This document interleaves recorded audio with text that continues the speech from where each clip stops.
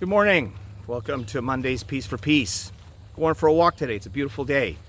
And I thought that it would be a great idea to talk and walk. Sometimes when you walk, you do some of your better thinking. If sitting doesn't get the ideas and your thoughts and feelings unjammed. That's a good metaphor for us as we're on the move.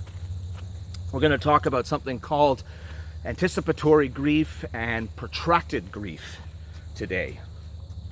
Anticipatory grief, and I've got a video on this, is basically sitting and waiting for something to happen and beginning to grieve it before it's arrived. And there are strategies around that.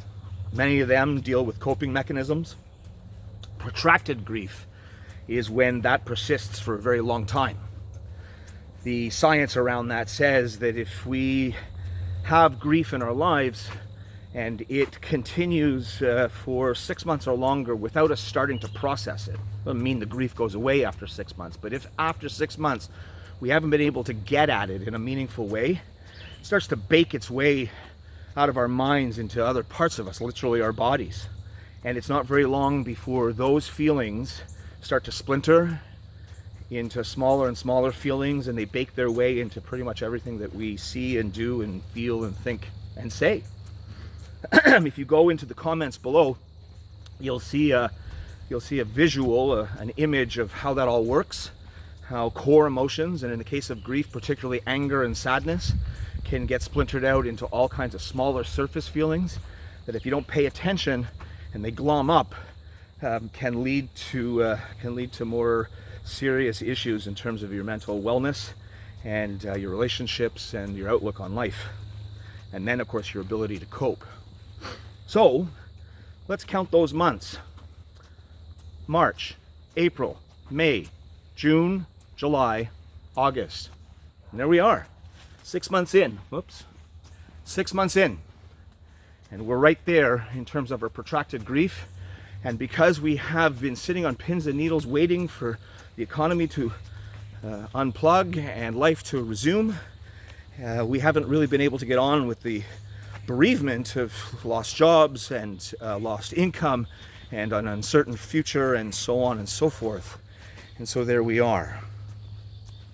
Are you like me? Have you noticed that perhaps within yourself, and I would include myself in this, or others, that there's this low-lying frustration that's beginning to develop, or this persistent melancholy that lingers, kind of like a low-level toothache in the back of your mouth that, you know, is there, and you swish salt in it a little bit and it goes away for a while. Maybe you pop a couple of Advil and it goes away, but it never really leaves. Well, after 6 months, that's when protracted grief starts to take its effect, and it's a lot like that. And there's no antidote really except to get on with the process of grieving, and that's not a simple thing when it's protracted, particularly now. I want you to consider that we're suffering double grief right now. There's the anticipatory grief of what's going to happen, and there is, after 6 months, a certain amount of bereavement. Jobs that have been lost, restaurants that have been closed, let's say, and a whole bunch of other things that we know what we're talking about. There are people who have lost loved ones during COVID, and their grief has been delayed. So what's the antidote? And what's the way to look at this? There's no simple way. You have to do more, I think, than just go for a walk from time to time like we're doing this morning. Now, if you're feeling these kinds of low-level things, now's the time to reach out. And to reach out to more than your friends.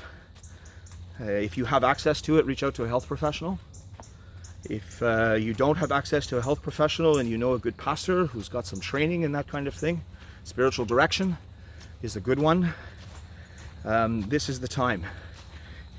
Talk therapy is a great thing for many people because it helps get our frontal lobes moving and engages the language centers of our brain, which is the creative side of who we are, and then links in with the problem-solving portion of our minds. So to talk it out, to talk through your things is really important at this point. And particularly, I would say, in the case of when we're feeling anger. And not because anger is more dangerous than sadness, it's because it's more taboo. One of the thoughts of the week that I just put up is that there's a difference between getting angry and being angry. And in our our culture, being angry is not really seen as something that's acceptable. So that means it just drives it down further. So that's the simple message today. It's as you sit and you stop in the midst of your walk, don't be afraid to reach out.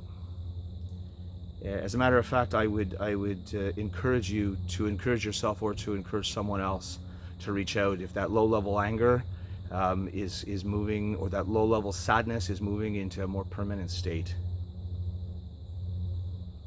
Be blessed, and today be a blessing to someone, so that together we can say, we got this, even if it's not easy.